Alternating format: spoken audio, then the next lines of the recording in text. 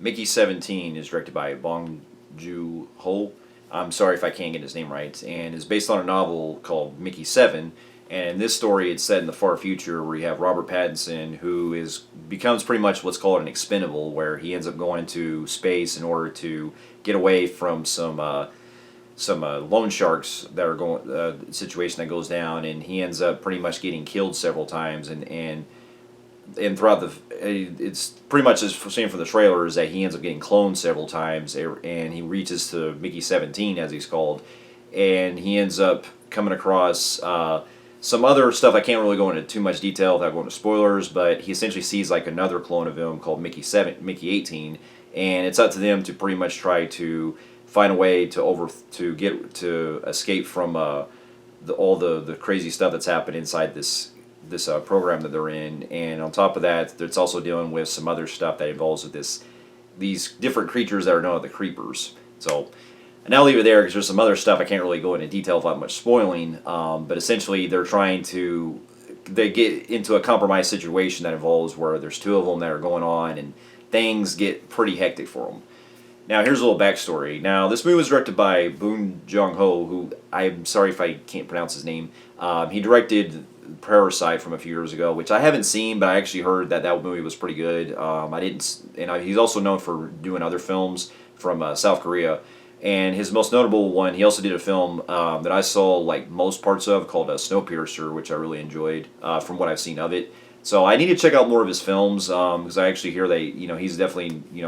he definitely is known as a really great director. And going to the trailers for this, I just got really curious because I'm really glad to see that Robert Pattinson is doing a lot more roles that are that he's evolved as an actor over the years. Doing into a lot of darker stuff like Good Time, The Batman, and other things, and also branching out into territory that it's kind of expected because here, him not only playing into more of his comedy routes of trying to take into that very dark kind of comedy and very physical prowess, but also going to a dual layer with the more hard edge type of roles that he's known for, where he's playing in this case he's playing two roles, and so. It just got me curious the way with the whole sci-fi plot with them trying to do the whole cloning thing, because it was actually giving me vibes of Multiplicity from the 90s in that kind of regard, where you're dealing with like a clones of Michael Keaton in that one. You have him his camaraderie with himself and stuff. It's just it was giving me vibes of that, but set in space. So I was definitely curious on this one, and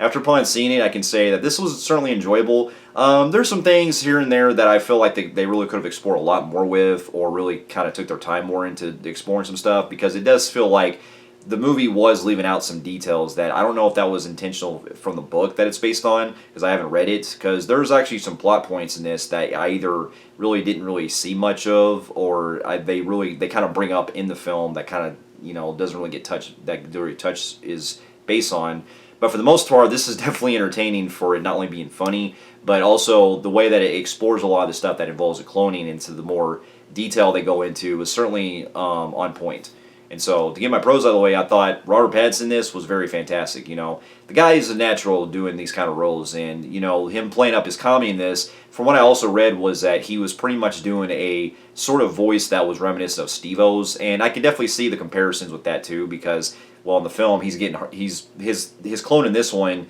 the Mickey 17 is like the more of the kind of not too bright type of personality, where he's essentially scared of stuff, and he gets into a lot of pratfalls and stuff like that. And he makes these kind of funny noises and everything, and it was certainly cracking me up throughout the film, and he really plays all this comedy very well. And the other part of him where he's playing the Mickey 18, the more hard edge version, he plays more of his kind of Batman voice in certain parts, where he's the more like straightforward part one. But I think that was also a way, from what I've also heard, was that they were kind of going with this vibe that the director wanted, where essentially Mickey 17 or Mickey 18 are the equivalents of being the ages of 17 and 18, of that kind of regard, at least from what I read. If that was intentional, I think that was a good like kind of allegory going with that type of approach, and it worked to its advantage. I like that the movie explores the stuff of why he gets there in the beginning, because essentially he has no choice of what he's doing, so he has to really fight for himself to try to not die so many times, and there's a lot of stuff that are at stake, and the movie really pushes that boundary with it. And it's also great seeing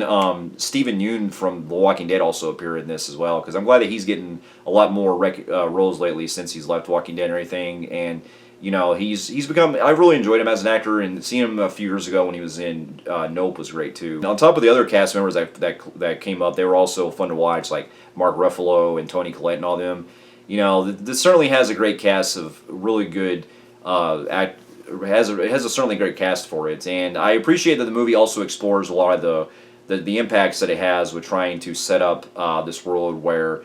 basically what they're doing in the cloning essentially has to do with a lot of the stuff that's on this distant planet that they're doing. And I can't go into specifics, but the way they explore with it, I thought was very interesting. And I'll get into a little bit of my cons with that, because there's also some stuff they bring up in the film that I feel like they really could have touched more base on into that regard. But I still enjoy the way that the movie was playing into that, and the whole like the cinematography and the landscapes and everything they set with on this planet was not only great, especially with the snow, the atmosphere, and the very secluded areas that you feel, where it was basically like a cross between like something out of, well, funny enough, out of something out of Snowpiercer, and also with Shawshank Redemption and that kind of prison feel of it. And I really enjoy that, because it definitely feels more like a contained type of film. Well, on top of that, the movie does have some pretty gross and pretty out there stuff that I was really surprised to see by this. That that has to do with dismemberment and some other stuff that gets a little out there. Let's just say it contains like certain body parts and all that, and the movie does really go for it on that level. And I was really like surprised they got away with a lot of the stuff in this. So there's that. It doesn't hold back on certain brutality, but it also keeps kind of a, I don't want to say grounded approach, but realistic. But it keeps things like at a more grounded type of level, so to speak, in a good way. And so, but also one of the funny things I also really got a kick out of is how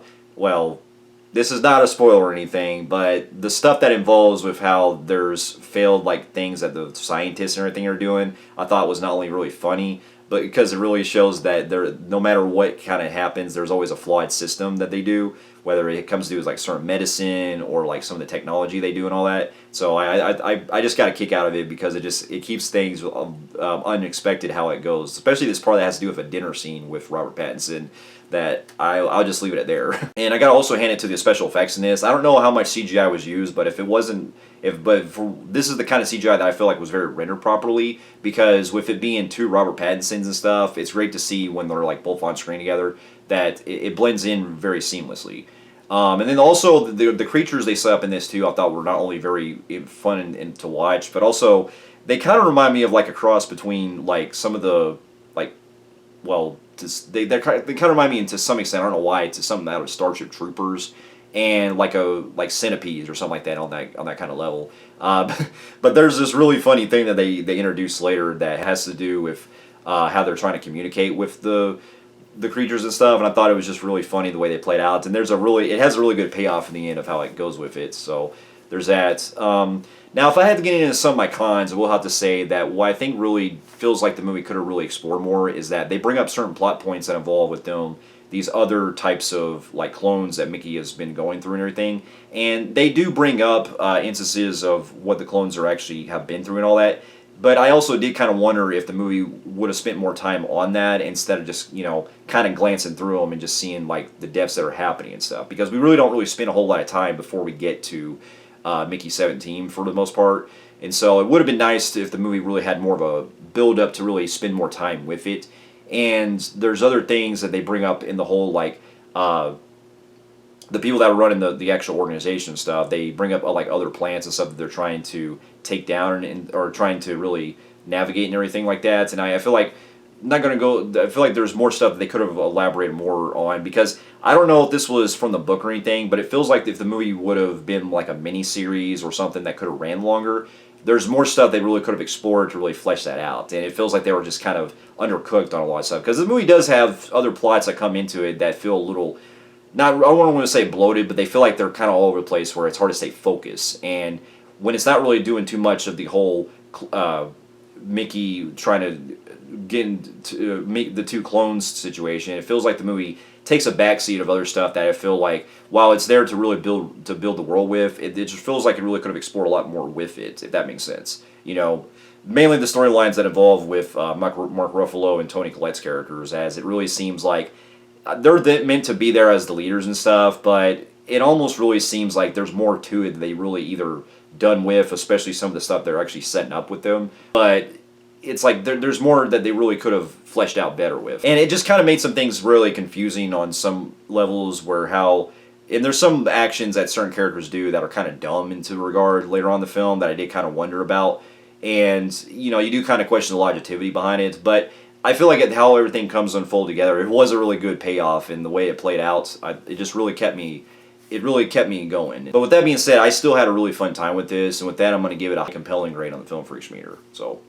for those of you who have also seen Mickey 17, and also the book that it's based on, Mickey 7, let me know in the comments below what you thought about it, and thank you so much for watching, and I'll see you in my next review.